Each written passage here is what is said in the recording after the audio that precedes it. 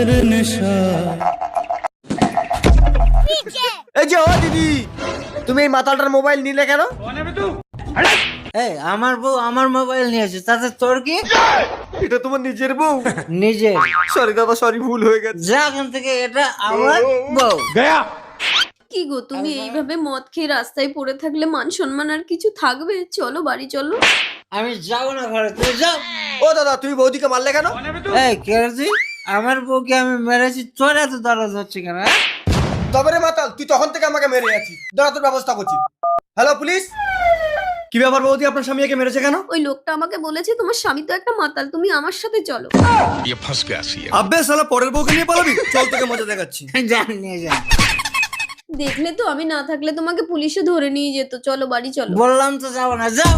ঠিক আছে, তাহলে আমিও এখানে শুয়ে পড়ছি। কি গো, দেখো দেখো মাতালটা বউ নিয়ে রাস্তায় শুয়ে আছে।